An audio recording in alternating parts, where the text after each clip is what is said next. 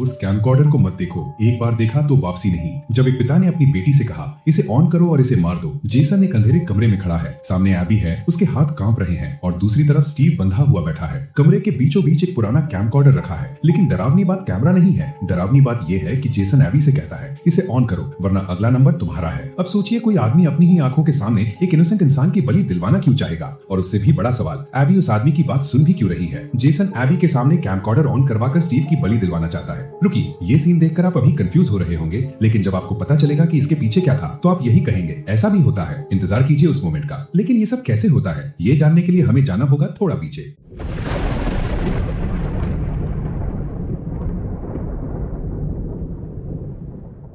तो दोस्तों, आज मैं एक्सप्लेन करने वाला हूँ एक chilling horror supernatural movie capture. ये फिल्म 2026 में रिलीज हुई है और अभी ये डिजिटल प्लेटफॉर्म्स पर अवेलेबल है। इसे डायरेक्ट किया है ब्रूस वैम्पल ने, जो अपनी फिल्म्स द रिट्रीट और द नॉर्थ विच के लिए जाने जाते हैं। मूवी का रन टाइम है सिर्फ 1 घंटा 25 मिनट, लेकिन इस शॉर्ट टाइम में जो एटमॉस्फेयर और ड्रेड बिल्ड होती है वो काफी इंप्रेसिव है। इस मूवी की सेंट्रल कॉन्सेप्ट है एक पुराना कैमकॉर्डर। ये कॉन्सेप्ट रिंगू और द रिंग जैसी फिल्म्स की याद दिलाता है, लेकिन इसमें एक जनरेशनल फैमिली मिस्ट्री है जो इसे अलग बनाती है। रिसेंटली मैंने एक बेहतरीन रोमांटिक ड्रामा एक्सप्लेन की है, इनकेस आपने मिस की तो चैनल पे है तो उसे भी देख लेना। तो चलिए अब बिना किसी देरी के चलते हैं सीधा कैप्चर मूवी की कहानी की तरफ। मूवी की शुरुआत होती है एक डेंस जंगल में, जहां एक कपल हाइकिंग कर रहा होता है। ये जंगल किसी शहर से बहुत दूर है, रोड्स नहीं है, सिग्नल नहीं है और सूरज ढलते के साथ यहाँ की हवा में एक अजीब सी भारी बना जाती है। वो कपल एक बड़े पुराने घर के सामने पहुंचता है। घर देखकर ही लगता है कि यहाँ कुछ ठीक नहीं है। विंडोज डस्टी हैं, दरवाजा बंद है और चारों तरफ सन्नाटा है जो अनकंफर्टेबल हो जाता है। हस्बैंड अंदर जाने की कोशिश करता है और बेसमेंट का दरवाजा खोलकर घर में एंटर करता है। वाइफ बाहर रुकती है और तभी उसे घर की ऊपरी मंजिल की विंडो में कुछ दिखता है।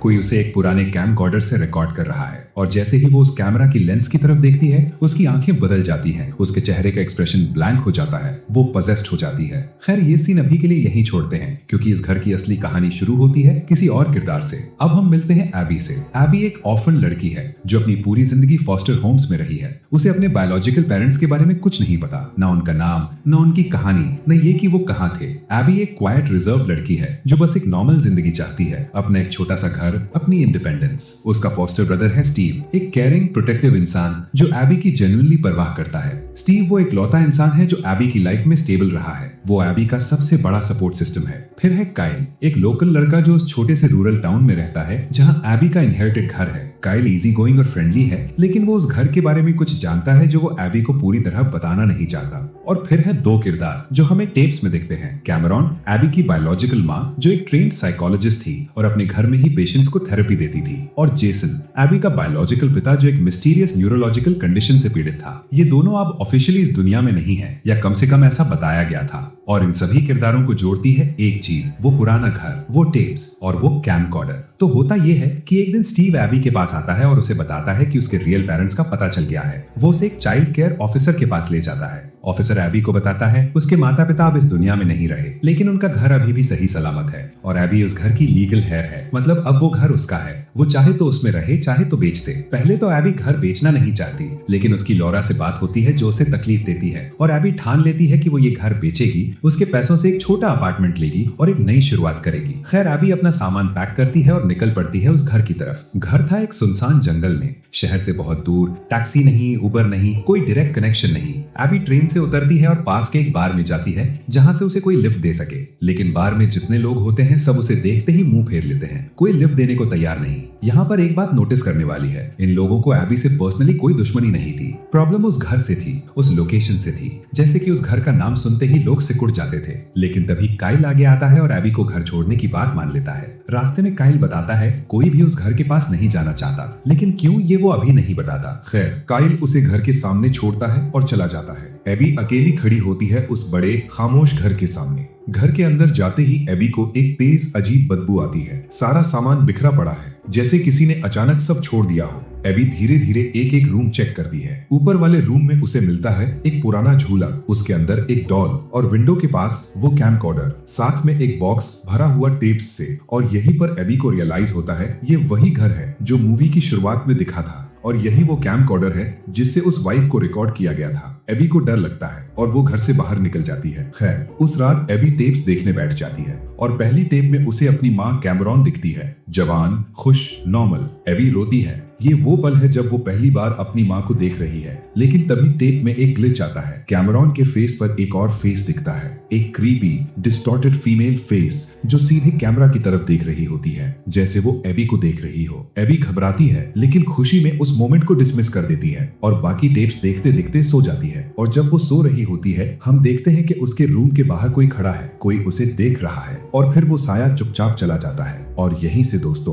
कैप्चर की असली कहानी शुरू होती है। दोस्तों, वीडियो में आगे बढ़ने से पहले एक छोटी सी रिक्वेस्ट है, अगर आपको ये मिस्ट्री और थ्रिलर पसंद आ रहा है तो अभी फिल्मी गुरु चैनल को सब्सक्राइब करें और वीडियो को लाइक करें, ताकि ऐसी खौफनाक कहानियां आप तक सबसे पहले पहुंचे। चलिए वापस चलते हैं कहानी की तरफ। अगली रात स्टीव एबी को लोकल पब लेकर जाता है और वहाँ वो उसे बताता है वो सब जो उस घर के बारे में कोई नहीं बोलता। काइल बताता है एबी के माता पिता की मौत उस घर में लगी आग से हुई थी। जेसन ने खुद को जला लिया था, लेकिन बॉडी पूरी तरह नहीं जली थी।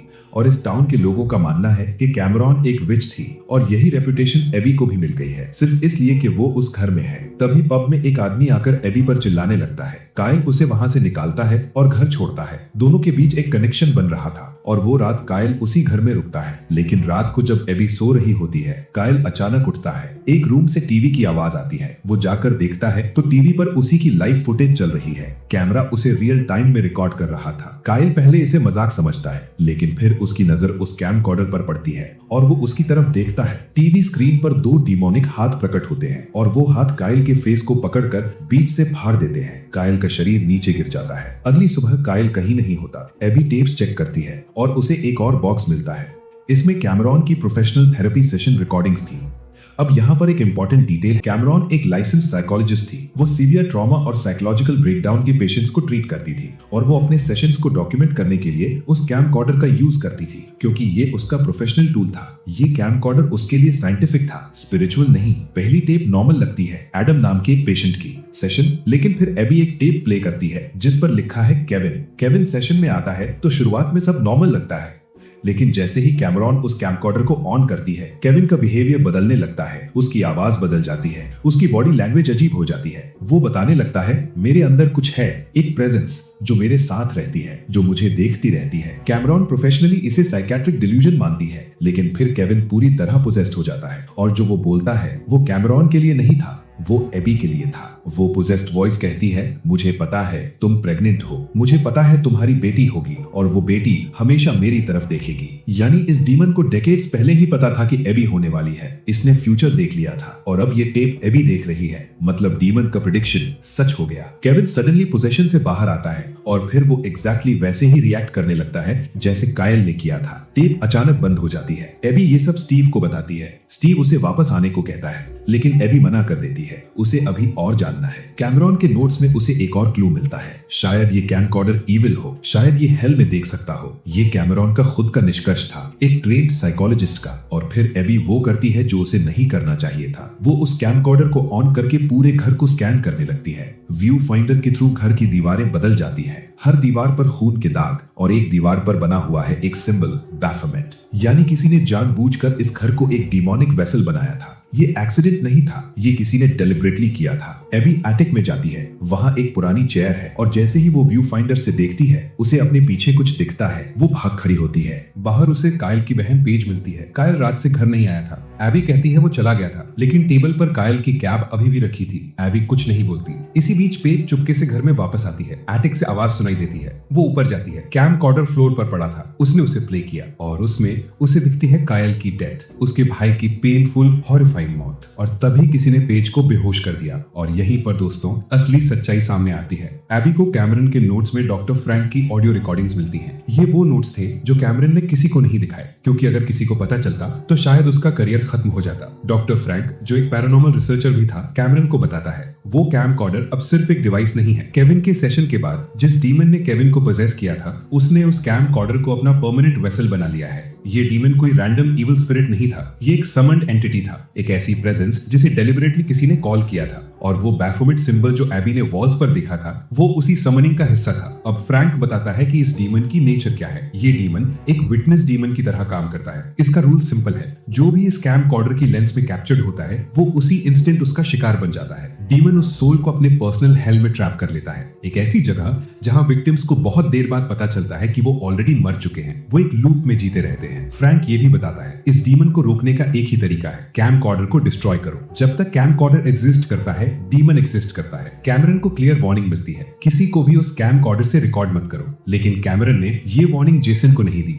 अब जेसन की स्टोरी। जेसन एक न्यूरोलॉजिकल कंडीशन से पीड़ित था, एक ऐसी बीमारी जो धीरे धीरे उसके ब्रेन को डैमेज कर रही थी। डॉक्टर्स ने बता दिया था ज्यादा समय नहीं बचा उसके पास, लेकिन जेसन जीना चाहता था हर कीमत कर। और तभी उसे पता चला उस डीमन के बारे में। उसने रिसर्च की और उसे पता चला कि ये डीमन एक डील करता है, अगर कोई उसे सैक्रिफाइस दे यानी किसी को उस कैमकॉर्डर से कैप्चर करवाए तो वो उसकी लाइफ एक्सटेंड करता है, बीमारी को टेम्परेरी होल्ड करता है। जेसन ने वो डील एक्सेप्ट कर ली। पहले उसने अपने आसपास के लोगों को सैक्रिफाइस किया, फिर जब कैमरन ने टेप्स देखकर सच जाना, जेसन ने उसे भी उस कैमकॉर्डर की लेंस में कैप्चर करवा दिया। कैमरन की स्पिरिट भी उस डीमन के हेल में ट्रैप हो गई, लेकिन कैमरन को पहले से ये डर था, इसीलिए उसने एबी को पैदा होते ही ऑर्फनेज भेज दिया था ताकि एबी उस घर से दूर रहे, ताकि जेसन उसे कभी उस कैमकॉर्डर की रेंज में ना ला सके। एक माँ ने अपनी बेटी को अबैंडन इसलिए नहीं किया क्योंकि वो उससे प्यार नहीं करती थी, बल्कि इसलिए किया क्योंकि वो उसे बचाना चाहती थी। लेकिन जेसन ऑफिशियली मर गया। आग में बॉडी मिली थी, रिकॉर्ड्स थे, लेकिन असल में जेसन ने एक और विक्टिम की बॉडी का इस्तेमाल किया था। उस बॉडी पर अपने दांत लगाए, खुद के दांत निकाल कर फेंके,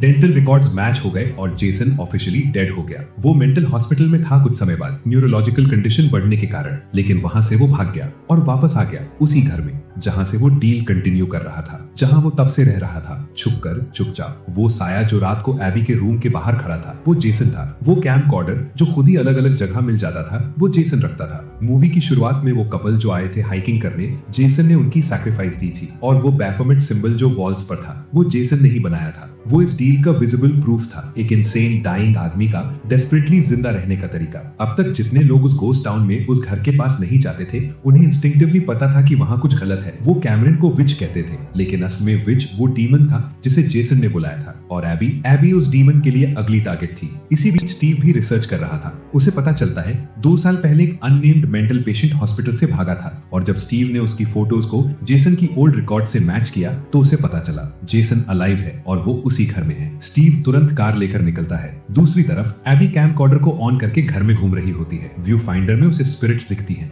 वो सभी लोग जिन्हें डीमन ने खत्म किया था, सब वहीं थे, ट्रैप्ड लूप में, और उनमें से एक उसकी माँ कैमरन थी। कैमरन की स्पिरिट एबी को लीड करती है बान की तरफ। बान के अंदर घुसते ही एबी को वो कपल की लाशें मिलती हैं जो मूवी की शुरुआत में आए थे, और वहीं जेसन एबी को बेहोश कर देता है। जब एबी होश में आती है तो वो बंधी हुई होती है और पास में पेज भी बंधी है। जेसन पेज के सामने कैमकॉर्डर रखता है, ऑन करता है और पेज खत्म। तभी स्टीव पहुंचता है, घर में एबी को ढूंढता है। जेसन उसे भी नॉकआउट कर देता है और फिर जेसन अपनी बेटी के पास वापस आता है। वो एबी की रस्सी काटने के लिए एक सिजर फेंकता है, उसे फ्री होने देता है। एबी खुद को आजाद करती है। स्टीव की कार बाहर खड़ी है। वो नाइफ लेकर ऊपर वाले रूम में जाती है जहां स्टीव बंधा होता है, और वहां खड़ा होता है जेसन कैमकॉर्डर हाथ में। और यहाँ वो सीन आता है जो हमने शुरुआत में देखा था। जेसन अपनी बेटी से कहता है नाइफ फेंको। एबी नाइफ फेंक देती है क्योंकि वो जानती है अगर जेसन ने वो कैमकॉर्डर ऑन किया तो स्टीव खत्म। और यहाँ पर दोस्तों असली रेवलेशन होती है। जेसन एबी को बताता है मैं तुम्हारा पिता हूँ, मैं तुम्हें बचाना चाहता हूँ। एबी पूछती है कैसे?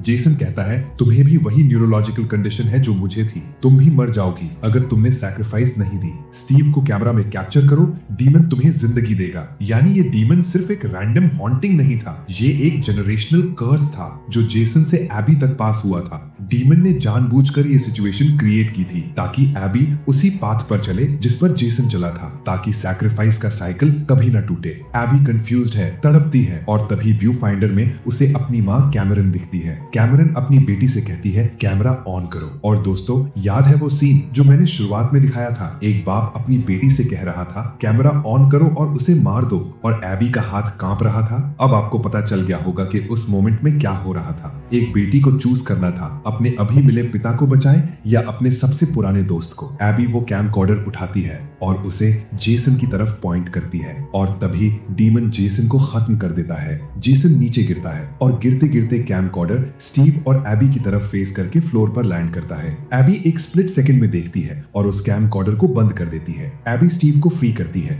दोनों घर से बाहर निकलते हैं। एबी उसे बताती है उसे भी जेसन वाली कंडीशन है, और अब वो सारी टेप्स और कैमकॉर्डर कॉर्डर को जलाना चाहती है। वो कैम कॉर्डर जलाते हैं। बाहर एबी को एक आदमी की विसल सुनाई देती है। वो उस आवाज की तरफ बढ़ती है और तभी हमें दिखाया जाता है जब वो कैम कॉर्डर जेसन के साथ गिरा था, उस एक स्प्लिट सेकंड में उसने एबी और स्टीव दोनों को कैप्चर कर लिया था। एक फ्रेम, एक इंस्टेंट, वो दोनों उसी मोमेंट में खत्म हो गए थे। जो एबी बाहर घूम रही है, जो स्टीव सामान उठाने गया है, वो पहले से ही डीमन के पर्सनल हेल में ट्रैप्ड है, लूप में जी रहे हैं। उन्हें अभी खुद नहीं पता कैमकॉर्डर जला नहीं था वहीं सेफ था। और वो साइकिल जो कैमरन से शुरू हुई थी, जो जेसन ने कंटिन्यू की, जो एबी के साथ एक बार और खत्म होते होते नहीं हुई, वो आगे भी जारी रहेगी। अगला शिकार कौन? बस कोई भी जो उस घर की तरफ जाएगा। इसी के साथ कैप्चर मूवी यहीं पर खत्म हो जाती है। तो दोस्तों, ये थी कैप्चर की कहानी, एक हॉरर फिल्म जो हॉन्टेड ऑब्जेक्ट की कॉन्सेप्ट को एक जनरेशनल ट्रॉमा और फैमिली गिल्ट के साथ डीपली कनेक्ट करती है। इस फिल्म की सबसे इंटरेस्टिंग बात ये थी, ये डीमन कोई रैंडम इविल नहीं था, वो एक मिरर था। जेसन का डर था मौत से,